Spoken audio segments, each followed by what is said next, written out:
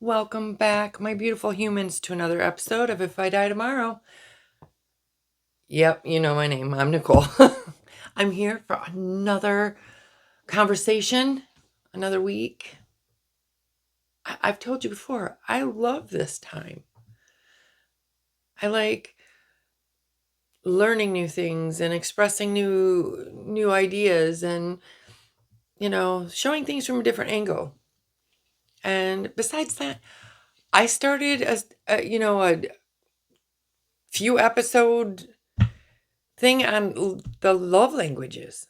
How could I not come back? I mean, seriously, you're my friends. Now that I've given you all that, I'm going to ask. Our challenge last week was to figure out our love language. Write it down so we could be held accountable and not flip-flop all the time. How did that go? Was it easier than you thought? Harder than you thought? Was it worth it? And was it harder because you had to write it down and stick to one? And you couldn't base it off of the day of the week and how you felt? Or was it because you had to actually ask yourself what you need, what you want? Because I will tell you right now, that question is really, really hard. And we will be doing an episode about that. But right now, I'm going to take us to where our topic is going. I think it's fantastic that you found what language is yours. But that's only part of it. The cold, hard truth is knowing your language only makes you a better receiver. Yeah. To be a great giver, lover, and to build a life of deep connection and no regrets, you have to become a translator. I know this is not anywhere where you thought I was going with it, but I'm hoping, as you stick with me, that I'm not always going to just give it what you might think might be the logical next thing. And that's the purpose of always looking at something from a different angle, a different perspective, because we don't all see things the same. We don't all feel things the same. And that's a beautiful thing.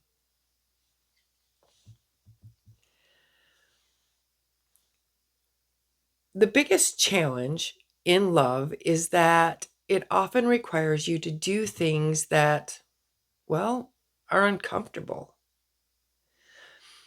If your language is words of affirmation, but your partner's is acts of service, you need to put down the pen and pick up the broom.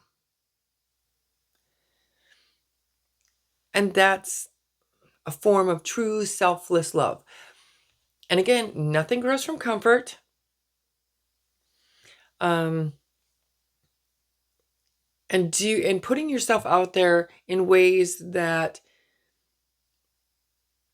feels foreign, uncomfortable, or you just plain don't like for your partner, your children, your friends, your family, it shows a deep connection, commitment, and it's something that you should be proud of. And they will notice. Maybe not when you think they will, but they will. I'm going to show or try to attempt to meld these things. And we're going to make it easy. And we're going to give specific 1-minute tasks you can do daily to speak their language. These are just suggestions. Y'all are intelligent, imaginative people. So don't just stick to the examples or suggestions I give, really go out there, dig deep, search hard. Instead of doing, for acts of service, instead of doing a big chore, do one tiny one that they absolutely hate. Take out the overflowing trash immediately. Or preload the coffee maker. A micro act of service is a massive deposit in their tank. 4 words of affirmation. Send a specific text each day. I really appreciate how you handled that meeting today. That shirt looks fantastic on you. I love you because you bring me peace. I love you because you're incredibly thoughtful, kind. You have a big heart. You handle the house with ease. You handle the work with ease. I love that you always have my back. Things like that. But you'll notice that on all of those, I kind of had a why. It wasn't just, I love you, which it's always nice to hear I love you. But it's almost like saying thank you. When you add a why to it or a reason to solidify the appreciation or the love, it just means more. For receiving gifts, grab a small treat on your way home, their favorite gum, a specific snack, a cool leaf you saw on a walk. It costs nothing but, well, the leaf costs nothing. Obviously the snack, but it wasn't like this monumental dollar amount. It wasn't anything lavish or luxurious. It was a pack of gum, but it's enough to let them know you truly were thinking about them. And when you do that, it's again affirming to them through the gift that they are a part of you and always on your mind.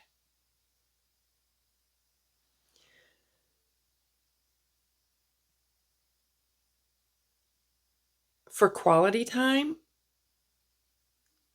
schedule a 10-minute check-in. Put your phone on silent. Look them in the eyes and ask, how are you? How was your day? How can I help you? What was the highlight of your day? Did something happen that bothered you? And I'm so sorry.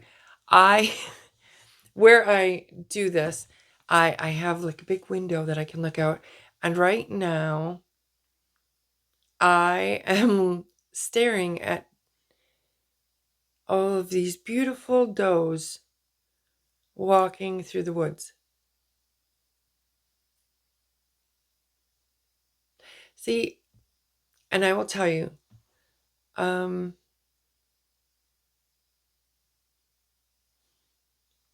that grounds me. Something completely outside of myself. And, it just reminds me of how blessed I am and how wonderful this life actually can be when you just, something out of the blue like this just happens. And so I'm very sorry. I will get back on topic.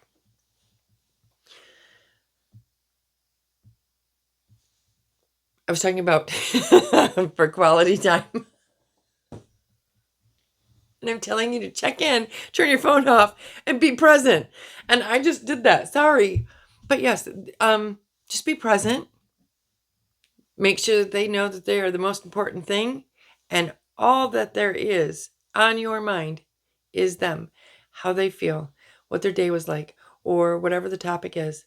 Really give them everything you have. They will see it, they will notice it, and they will appreciate it. Finally, physical touch. Initiate a hug for at least 6 seconds. I joked when my kids were growing up. I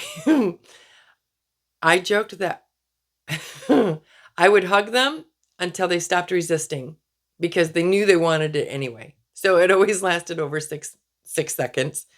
And the sooner they stopped resisting, the sooner that they would just enjoy the hug. Do you know my children actually have said to me that now that they're older, that is, they always complained, but they actually liked it. So sometimes people don't realize they need the hug until they get it. And so for physical touch, initiating that hug not only gives them the physical touch, but it gives them the opportunity to breathe,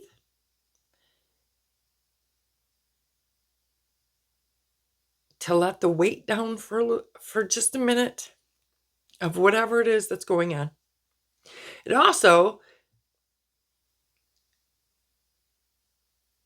creates a physiological response, and our bodies will release oxytocin. Yeah. And it's oxytocin. Sorry. Holy tamale. Read. Yeah. Sometimes that's hard. But oxytocin, which is a bonding hormone. And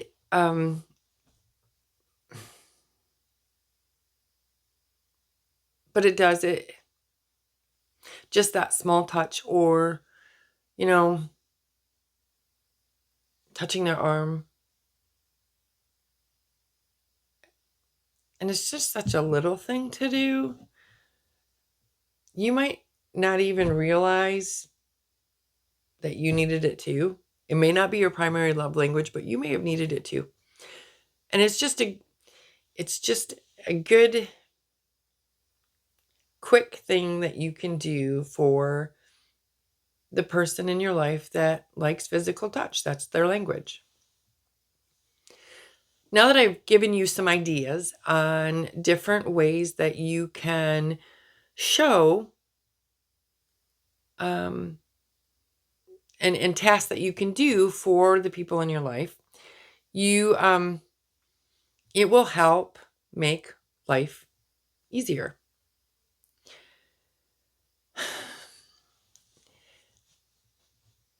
I want you to try doing those things, but I'm going to jump to something else, which is accepting what is given. I talked about it in the last episode. Love is still love. It may not be in your primary language, but it is still love, and you should accept it and I don't want to say be grateful, but understand that love is love. And then we need to be accepting when your partner's language is acts of service and they spend Saturday morning mowing the lawn in their mind for you, but you feel let down because you wanted quality time. Stop. Just stop. You are receiving a perfectly crafted love letter in a language you don't speak. Your task is to translate it. Thank you for that act of service. I know you did that to show me you care, and I accept that love. Now I'm going to tell you some of the old schoolers.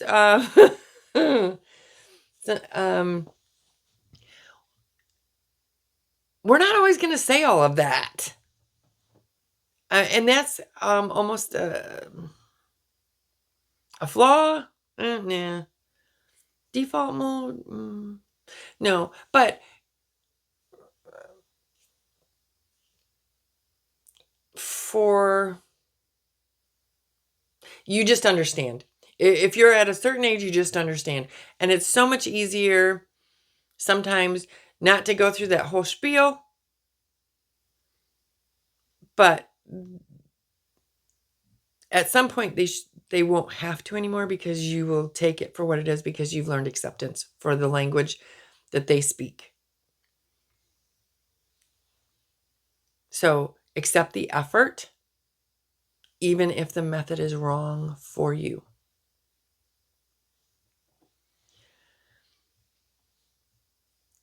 Your call to action, you knew I was going to do this, is actually twofold. I know I'm asking an awful dang lot, but that's okay. I believe in you, and I know you can do this.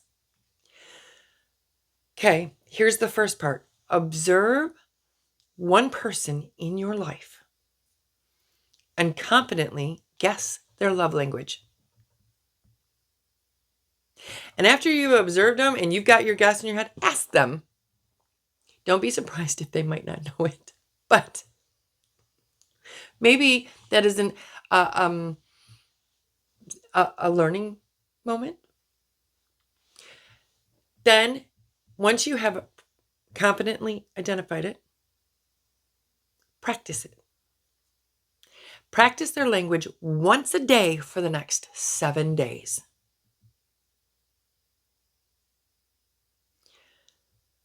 See how that works.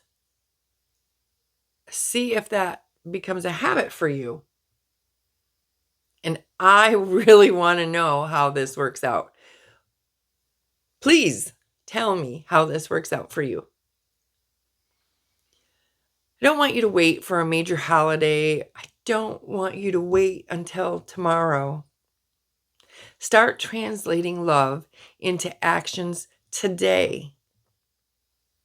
So if tomorrow never comes, you know you gave your absolute best.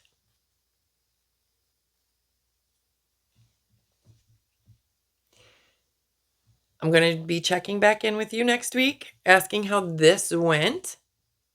Can't wait to see some of the comments. If this resonated with you, again, I have to do the spiel. Like, comment, subscribe, share. Come back. As always, be kind, be grateful, stay humble.